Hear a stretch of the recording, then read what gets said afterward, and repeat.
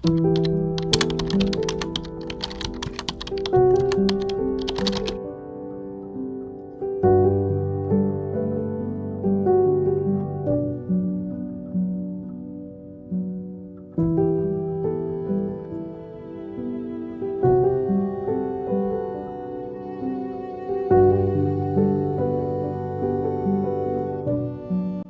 Everyone, আশা করি আপনারা সবাই খুব ভালো আছেন, সুস্থ আছেন। প্রবাসের ঠিকানায় নতুন আরও একটা ব্লগের জমজমাটি গল্প আড্ডায় আপনাদের সবাইকে অনেক অনেক স্বাগত।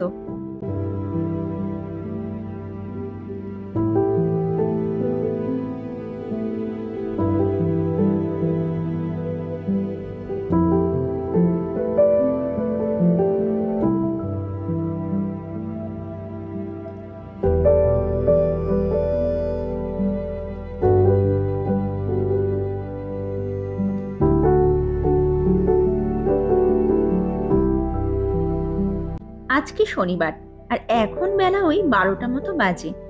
আর এইদিকে আমি দুপুরের রান্নার প্রস্তুতি বা জোগাড়জান্তি যেটাই বলুন না কেন শুরু করে দিয়েছি। আজ বানাবো একটু চিকেন চাঙ্গেজি। আর সেই জন্য মাংসগুলোকে 2 চামচ আদা রসুনের paste, Kashmiri red chilli powder, জিরে গুঁড়ো, গরম মশলা গুঁড়ো, 2 চামচ মতো টক দই, অল্প একটু পাতিলেবুর রস, সর্ষের তেল, নুন আর গোলমরিচের গুঁড়ো দিয়ে ভালো করে মাখিয়ে আধ ঘন্টা 40 মিনিটের জন্য রেখে দেবো। আর হ্যাঁ, আজকের এই ব্লগটার শুরুতেই আপনাদেরকে একটা কথা একটু বলে দিই যে আজকের এই শনিবারটা কিন্তু বেশ কিছুদিন আগের একটা শনিবারের দিন। অর্থাৎ না এই শনিবারটা এই ডিসেম্বর মাসের কোনো শনিবার, আর না নভেম্বর মাসের কোনো একটা শনিবারের দিন। এই শনিবারটা হচ্ছে অক্টোবর মাসের শেষ সপ্তাহের একটা শনিবার। আর এইমাত্র আমি যেটা বললাম সেটা শোনার পর এখন হয়তো আপনাদের মধ্যে অনেকেই এটা ভাবছেন যে এত আগের মানে অক্টোবর মাসে ভিডিও করা একটা ব্লগ কেন আমি এই ডিসেম্বর মাসে আপলোড করলাম। আসলে আপনাদের মধ্যে যারা যারাই আমার ব্লগগুলো নিয়মিত দেখে থাকেন, আপনারা সবাই হয়তো জেনে থাকতে পারেন যে 2-3 মাস আগে আমার এই ইউটিউব চ্যানেলে প্রযুক্তিগত কিছু সমস্যার কারণে প্রায় 2 মাস যাবৎ আমি আমার এই চ্যানেলটাতে কোনো রকম কোনো ভিডিও আপলোড করতে পারছিলাম না। কিন্তু তা সত্ত্বেও সেই সময়টাতে আমি আমার শখ এবং স্বভাববশত আমার জীবনের বেশ কিছু কিছু মুহূর্ত ক্যামেরাবন্দি করে ফেলছিলাম। কিন্তু আপনাদের সাথে আমার জীবনের সেই সমস্ত সুন্দর সুন্দর মুহূর্তগুলো আর শেয়ার করে উঠতে পারছিলাম না। আর তার কারণটা তো একটু আগেই আপনাদেরকে বললাম, প্রযুক্তিগত সমস্যার কারণে সেই সময় আমি এই চ্যানেলটাতে কোনো রকম কোনো ভিডিও আপলোড করতে পারছিলাম না। এবং সেই 2 মাস ভিডিও আপলোড করতে পারিনি তো কি হয়েছে, আমি আমার শখ এবং স্বভাববশত ভিডিও তুলে তুলে আমার ফোনের গ্যালারিটা কিন্তু অলমোস্ট ভরিয়ে ফেলেছিলাম এবং ভেবে রেখেছিলাম যেদিনই ওই সমস্ত সমস্যাগুলো মিটে যাবে সেই দিন থেকে আমার জীবনে যেরকমভাবে যা যা ঘটেছে সেই ভিডিওগুলো সেইভাবেই পরপর আপলোড করতে থাকবো। তো ক্রমাগত 2 মাস ওই সব কিছু নিয়ে মানসিক অশান্তি এবং ইউটিউবের সাথে চাপা চাপা মনোমালিন্যতা চলতে থাকার পর যেদিনই সব মনোমালিন্যতা মুছে গেল, তার পরের দিন থেকেই শুরু করে দিলাম ভিডিও এডিট করার কাজ। কারণ ভিডিও যে আপলোড করতে হবে তারপর। আর এইদিকে আমি চিকেন চাঙ্গিজিটা বানানোর জন্য কড়াইতে প্রথমে তেল দিয়ে তার মধ্যে দিয়ে দিয়েছিলাম গোটা জিরে, 3-4টে মতো লবঙ্গ, এলাচ, দারচিনি, অল্প একটু জায়ফল আর জয়িত্রী। আর হ্যাঁ, 2-3টে তেজপাতাও দিয়ে দিয়েছিলাম। আর তারপর যেরকমটা আপনারাও দেখলেন যে কেটে রাখা 2টো মিডিয়াম সাইজের পেঁয়াজ আমি কড়াইয়ের মধ্যে দিয়ে দিয়েছিলাম। আর একটু আগে কেটে রাখা একটা বড় সাইজের টমেটো কড়াইয়ের মধ্যে দিয়ে দিয়েছি। আর এখন আমি অল্প একটু নুন আর 7-8টা মতো কাজু বাদাম অ্যাড করে দেব। এই সব কিছু হালকা হালকা মতো ফ্রাই হয়ে যাওয়ার পর ফ্লেম অফ করে এই সব কিছু ঠান্ডা হওয়া পর্যন্ত অপেক্ষা করব। তারপর এই সব কিছুর একটা ফাইন পেস্ট বানিয়ে নেব। তবে পেস্টটা বানানোর সময় এর মধ্যে আমি অল্প একটু চারমগজও অ্যাড করে দেবো। আর আপনাদেরকে তো একটু আগেই দেখালাম যে একটা ছোট্ট বাটির মধ্যে আমি অল্প একটু চারমগজ অলরেডি জলে ভিজিয়ে রেখেও দিয়েছি। যখন পেস্টটা বানাবো তখন সেই চারমগজটা অ্যাড করে সব কিছুর ভালো মতো একটা পেস্ট বানিয়ে নেব। তো তখন যে কথাটা বলছিলাম, যে কেন সেই অক্টোবর মাসের একটা ভিডিও আমি এই ডিসেম্বর মাসে আপলোড করছি। তো তার কারণটা তো আপনাদেরকে অলরেডি বলেই দিয়েছি। আর আমি যেহেতু রেগুলার ভিডিও আপলোড করি না, সপ্তাহে 2টো করেই ভিডিও আপলোড করি, সেই কারণে পুরনো কিছু ভিডিওর ছোটখাটো একটা স্তূপ আমার গ্যালারিতে কিন্তু জমা হয়ে রয়েছে। সেইগুলোই এখন ধীরে ধীরে এডিট করে আপলোড করছি। আর আপনাদের মধ্যে হয়তো অনেকেই জানেন, মাঝখানে কয়েকদিনের জন্য আমি সপরিবারে নিউ ইয়র্ক ঘুরতে গিয়েছিলাম। সেই কারণেও সেই কয়েকদিন আর ভিডিও এডিট করতে বসতে পারিনি। আর তারপর বাড়ি ফিরে সেই সব ঘুরে বেড়ানোর ভিডিওগুলোই এডিট করে আপলোড করেছিলাম। তাই আজ থেকে শুরু করে নেক্সট 2-3টে ভিডিও আমার ওই অক্টোবর মাসেরই বেশ কিছু ভিডিও হতে চলেছে। আর এই পুরো ব্যাপারটা আপনাদের সামনে এই কারণেই এক্সপ্লেন করলাম, যাতে এই ভিডিওটা এবং আমার নেক্সট কিছু ভিডিও দেখার সময় আপনাদের মনে কোনো রকম কোনো প্রশ্ন বা জিজ্ঞাসা না জন্মায়। কারণ নেক্সট 2-3টে ব্লগ হ্যালোউইন এবং দিওয়ালি ব্লগ হতে চলেছে, যেটা ছিল অক্টোবর মাসের শেষ দিনটাতে, অর্থাৎ 31 তারিখে। আর আজকের এই দিনটা হচ্ছে দিওয়ালি বা কালী পুজো আসার কয়েকটা দিন আগেরই একটা ভিডিও। আর আমি এইদিকে ম্যারিনেট করে রাখা চিকেনগুলোকে কড়াইয়ের মধ্যে অল্প একটু তেল আর 2 চামচ মতো বাটার দিয়ে তার মধ্যে হালকা করে একটু ফ্রাই করে নিচ্ছি। চিকেনগুলো যখন হালকা হালকা মতো একটু ফ্রাই হয়ে যাবে, তখন আমি এর মধ্যে অ্যাড করে দেব 1 চামচ আদা রসুনের পেস্ট, ধনে গুঁড়ো আর হলুদ গুঁড়ো। আর মাঝখানে আমি একটা ভুল করে ফেলেছি জানেন, যখন ওই পেঁয়াজ টমেটো কড়াইয়ের মধ্যে দিয়ে ভাজছিলাম, তখন আপনাদেরকেও বললাম যে আমি ওই 7-8টা মতো কাজু বাদাম কড়াইয়ের মধ্যে অ্যাড করব, কিন্তু পরে সেটা কিভাবে যেন মাথা থেকে একদম বেরিয়ে গেছিল, আর কাজু বাদামটা তখন আর অ্যাড করা হয়নি। তাই এখন এই 4 মগজের বাটিটার মধ্যেই কয়েকটা কাজু বাদামও ভিজিয়ে রেখে দিয়েছি। একটু পরে যখন পেঁয়াজ টমেটোর পেস্টটা বানাবো, তখন একসাথে ওই 4 মগজ আর কাজু বাদামগুলো অ্যাড করে পেস্টটা বানিয়ে নেব। আর যে বাটিটার মধ্যে আমি এই মাংসগুলোকে বেশ কিছু মশলাপাতি দিয়ে ম্যারিনেট করে রেখেছিলাম, সেই বাটিটার মধ্যেও বেশ কিছুটা মশলা এখনো পড়ে রয়েছে। এই যে এটাও আমি একটু পরে যখন ধনে গুঁড়ো, হলুদ গুঁড়ো, আদা রসুনের পেস্টটা অ্যাড করব, তখন অ্যাড করে দেবো। আর এই চিকেন চাঙ্গেজি আজ আমি অনেকদিন বাদেই বানাচ্ছি জানেন। বানাতে বেশ একটু সময় লাগে, সেই জন্য খুব একটা বানানো হয় না। তবে ওই রোজ রোজ আলু দিয়ে পাতলা মাংসের ঝোল খেতে খেতে মাঝে মাঝে বিরক্ত বা একঘেয়েমি লাগে। তখন মাঝে মধ্যে এরকম একটু রকম ফের করে মাংসটা বানালে একটু স্বাদ বদল হয়ে যায়, আর তার সাথে সাথে খেতেও বেশ ভালো লাগে। আর আজ যেহেতু শনিবার, তাই হাজবেন্ড আর মেয়ের দুজনেরই ছুটি, আর দুজনেই ঘরে। সেই কারণে আমরা মাঝে মধ্যেই শনিবারের দুপুরের খাওয়াটা এরকম একটু রকম ফের করে বানিয়ে সবাই মিলে একটু এনজয় করে খাই। তার মানে এমন নয় যে 14 পদ রান্না করে খাওয়া হয়, ওই 2-3 পদই রান্না হয়, কিন্তু মাঝে মধ্যে যে কোনো একটা পদ একটু রসিয়ে কষিয়ে অন্যরকম ভাবে বানানো হয়। তবে সেটাও যে প্রত্যেক শনিবারে সম্ভব হয়, সেটাও কিন্তু নয় জানেন। মাঝে মধ্যে শনিবারে ঘরের অন্যান্য কাজের চাপ বেশি থাকলে সেই ক্ষেত্রে সেই শনিবারগুলোতে আবার রান্নাটা কোনো রকম ভাবেই সেরে রাখতে হয়। যেমন আজকেও শুধু এই চিকেন চাঙ্গিজিটাই এরকম একটু রসিয়ে কষিয়ে রান্না করছি, বাকি আর অন্য কিছু রান্না করার নেই।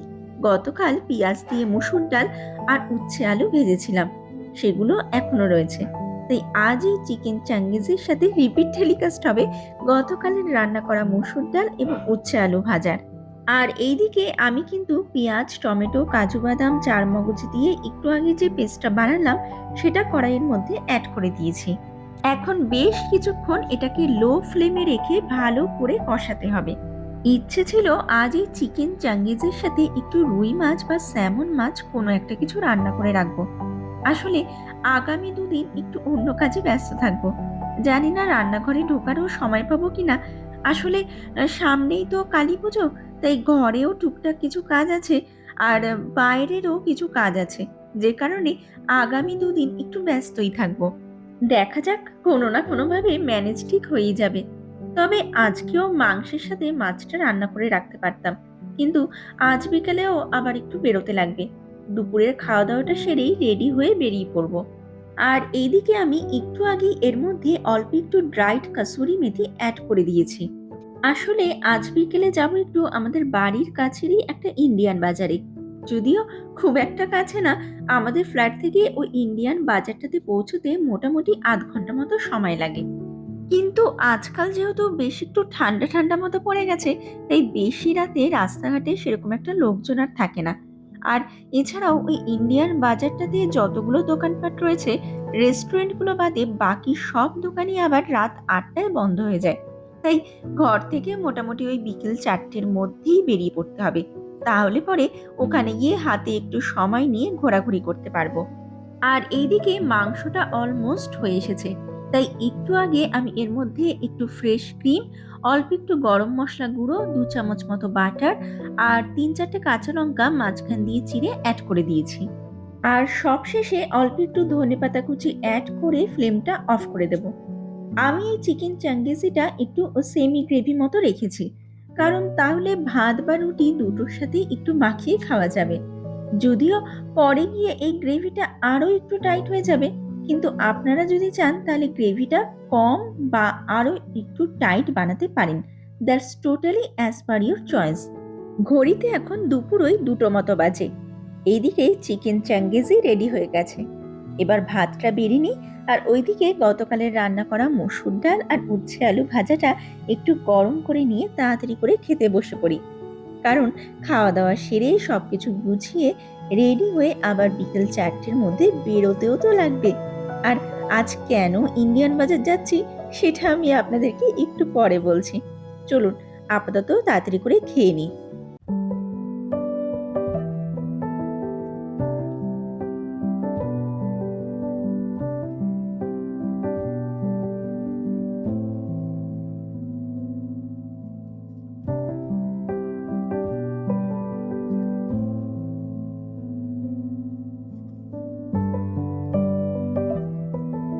ঘড়িতে এখন ওই বিকেল ৪:15 মতো বাজে।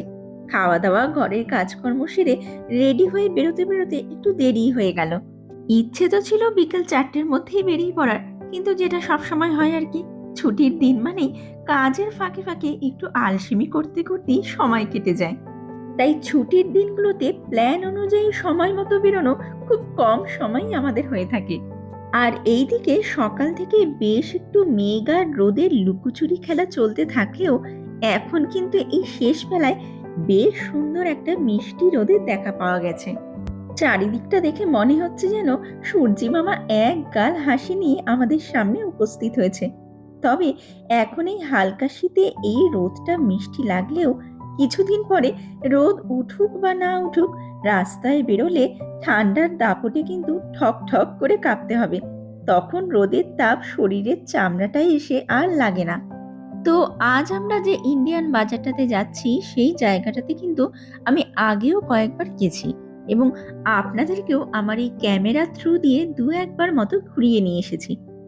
তো আপনাদের মধ্যে যারা যারা এই আমার ব্লগগুলো নিয়মিত দেখে থাকেন, আজ যখন সেই ইন্ডিয়ান বাজারটাতে পৌঁছাবো, আপনারা সেই জায়গাটা দেখলেই চিনতে পেরে যাবেন।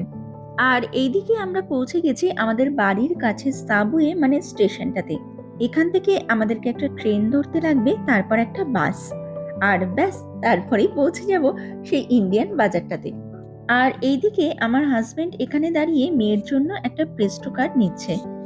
আমার আর আমার হাজবেন্ডের প্রেস্টো কার্ড রয়েছে। আর আজ আমার মেয়ের জন্য একটা প্রেস্টো কার্ড নেওয়া হচ্ছে। আসলে কিছুদিন আগেই ও যেহেতু ১৩ বছরে পা দিয়েছে, সেহেতু ওর জন্য এখন ট্রেনে বাসে চড়ার টিকিট কাটতে লাগবে। এই যে ক্যানাডার প্রেস্টো কার্ডগুলো এরকম দেখতে হয়। এর মধ্যেই ট্রেনে বাসে চড়ার ফেয়ারগুলো লোড করতে হয়। এতদিন তো আমার মেয়ের জন্য ট্রেনে বাসে চড়ার টিকিট কাটতে লাগতো না। কানাডাতে বাচ্চাদের জন্য ট্রেন বাস রাইড সম্পূর্ণ ফ্রি, কিন্তু এখন থেকে ওর জন্য টিকিট কাটতে লাগবে। আর এইদিকে আমরা ট্রেন থেকে নেমে পড়েছি, আর এখানে দাঁড়িয়ে এখন বাসের জন্য অপেক্ষা করছি। মোবাইলে দেখাচ্ছে বাস আসতে এখনো ৭-৮ মিনিট মতো সময় লাগবে। দাঁড়ান, আপনাদেরকে একটা জিনিস দেখাই। কানাডাতে আসার পর থেকে মানে গত ৫ বছরে এখানে এই জিনিসটা বা এই ব্যাপারটার সাথে আমি আগে কখনো সম্মুখীন হইনি। কানাডাতে আসার পর আজ প্রথমবার আমি দেখছি, আর তার সাথে সাথে আপনাদেরকেও দেখাচ্ছি। ওই দেখুন, একটু দূরে 2-3টে টিটি দাঁড়িয়ে রয়েছে। দেখেছেন ওনাদের ওই কালো জামাটার উপরে লেখাও আছে ফেয়ার ইন্সপেক্টর। মনে হচ্ছে যে বাসটাতে আমরা উঠবো ওই বাসটাতেই ওনারা উঠবেন চেক করার জন্য যে সবাই টিকিট কেটে উঠেছে কিনা। চলুন, আমাদের বাস এসে গেছে, এবার ধীরে ধীরে উঠে পড়ি। আসলে কানাডার মতো জায়গাতেও আজকাল এমন পরিস্থিতি হয়ে গেছে যে কিছু মানুষ আছে যারা টিকিট না কেটেই বাসে ট্রেনে উঠে পড়ে, ঠিকঠাকভাবে রুলস ফলো করে না। তাদের জন্যই আজকাল সরকার থেকে বিভিন্ন রকমভাবে কড়া ব্যবস্থা নিচ্ছে। সেই জন্যই বোধহয় এত বছরে আজ প্রথমবার কানাডার বাসে টিটি দেখতে পেলাম। আর এই যে আমরা এদিকে বাস থেকে নেমেও পড়েছি আর পৌঁছে গেছি ইন্ডিয়ান বাজারে, এবং এই জায়গাটার নামও হচ্ছে জিরাড ইন্ডিয়া বাজার। তবে শুধুই একটা নাম নয়, এই জায়গাটা আরো দুটো নামে বিখ্যাত। একটা নাম হচ্ছে সাউথ এশিয়ান বাজার এবং দ্বিতীয় নামটা হচ্ছে লিটল ইন্ডিয়া। চলুন আগে যাব একটা সোনার দোকানে। সামনেই একটা সোনার দোকান আছে, এই যে এই সোনার দোকানটা, এখানেই যাব আগে। চলুন। আসলে আমার মেয়ের বা কানের কানের দুলটা, মানে যেটা সবসময় পরে, সেটা একটু ভেঙে গেছে, তাই ওটা একটু ঠিক করতে হবে। মেয়ের কানের দুলটা ওদেরকে দিয়ে দিয়েছি, বলল 0.5 ঘন্টা 40 মিনিট মতো সময় লাগবে। কিন্তু সোনার দোকানে এসে এতক্ষণ সময় কি চুপচাপ বসে থাকা যায় বলুন? তাই টুকটুক করে সোনার দোকানের গয়নাগুলো একটু ঘেটে ঘুটে দেখতে শুরু করে দিয়েছি।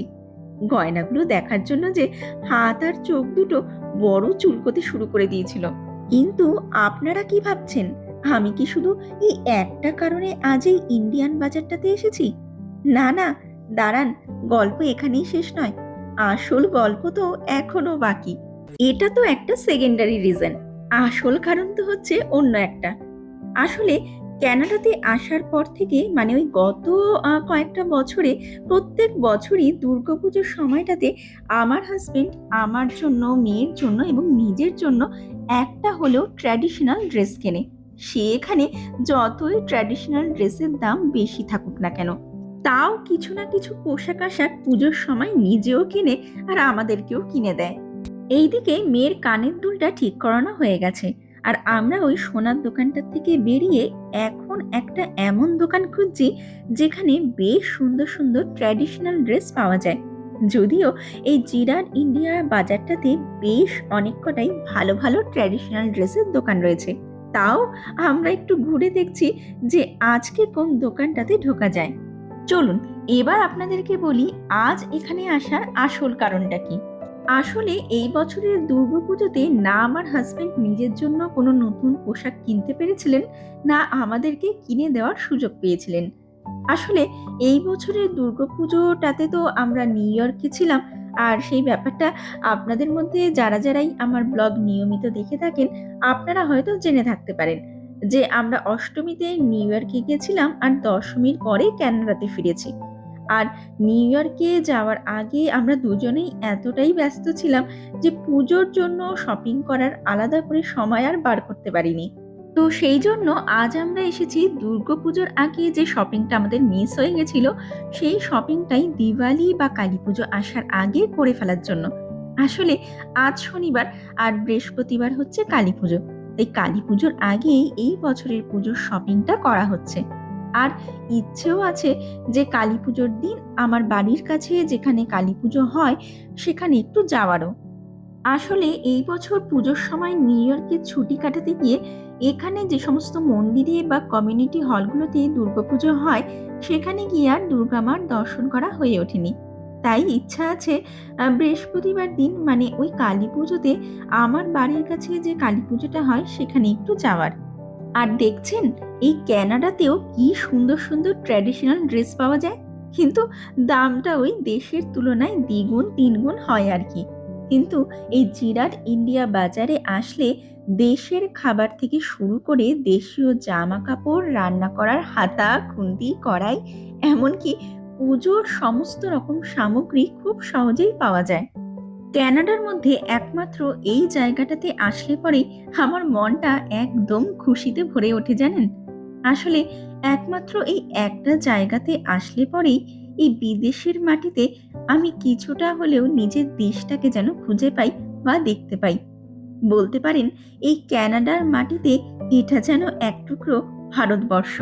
তবে আজ সকাল থেকে এই ইন্ডিয়ান বাজারটাতে আসা নিয়ে আমার এবং আমার হাজবেন্ডের মধ্যে ২-৩ বার মতো ঝগড়াও হয়ে গেছে জানেন। আসলে আমি বলেছিলাম এই বছর যখন দুর্গাপুজোতে নতুন জামা কাপড় আর কেনা হয়নি, তাহলে এই বছরটা ছেড়েই দাও, আর কিনতে হবে না, নেক্সট ইয়ার কিনবো। কিন্তু সে তো আর সোনার পাত্র নয়।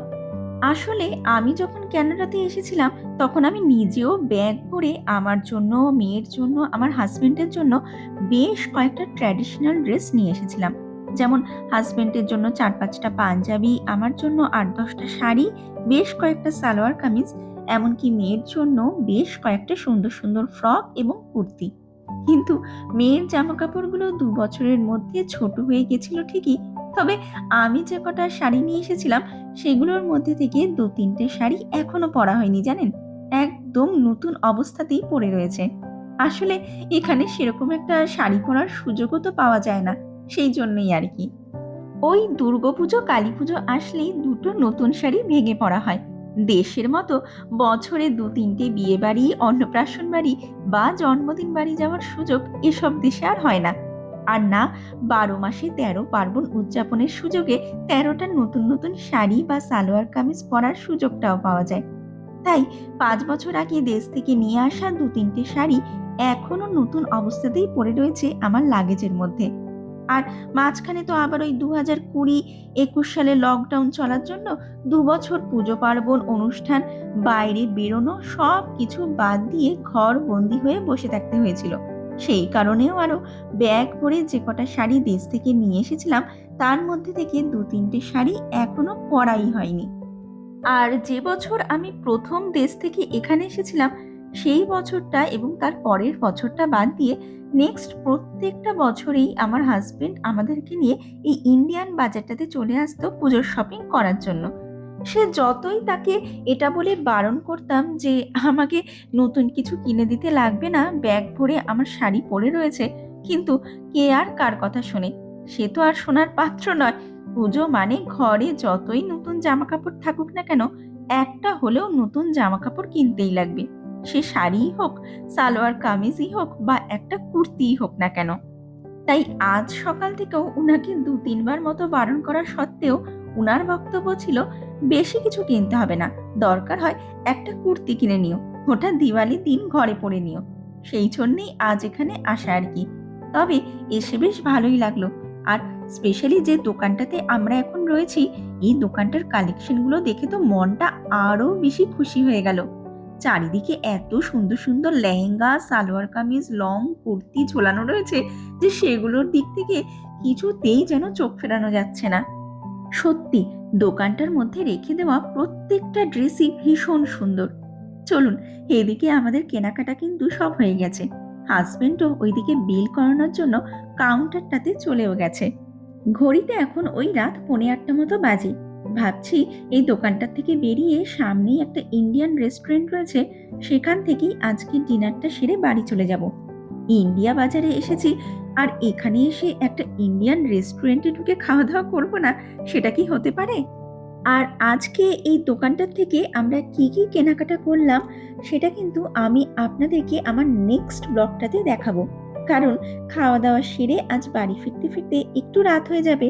আর যে সমস্ত ড্রেসগুলো আমরা আজ কিনেছি, আমার মনে হয় সেগুলো এই রাতের বেলা ফ্লোর ল্যাম্পের আলোতে দেখানোর থেকে ভালো হবে দিনের বেলা ন্যাচারাল লাইটে দেখানো।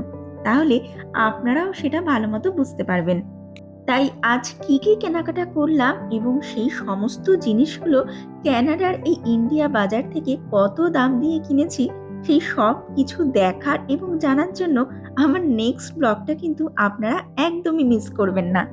আর এই যে কেনাকাটা সেরে সামনের রেস্টুরেন্টটাতে আমরা ঢুকেও পড়েছি। আর এই হচ্ছে আমাদের আজকের ডিনার। তো যাই হোক, চলুন আজকের জন্য আমি আমার এই ব্লগটাকে তাহলে এখানেই শেষ করছি। আমার আজকের এই ব্লগটা আপনাদের কেমন লাগলো সেটা কিন্তু আপনারা আমাকে একটা কমেন্ট করে অবশ্যই জানাবেন। ব্লগটা যদি ভালো লেগে থাকে তাহলে একটা লাইক করে দেবেন, শেয়ার করবেন এবং চ্যানেলটাকে সাবস্ক্রাইব করে আমার পাশে থাকার ছোট্ট একটা অনুরোধ করে রাখলাম। তাহলে চলুন আজকের এই ব্লগটাকে এখানেই শেষ করা যাক। দেখা হবে খুব তাড়াতাড়ি নতুন একটা ব্লগে। ততক্ষণ পর্যন্ত আপনারা সবাই খুব খুব ভালো থাকবেন, সুস্থ থাকবেন।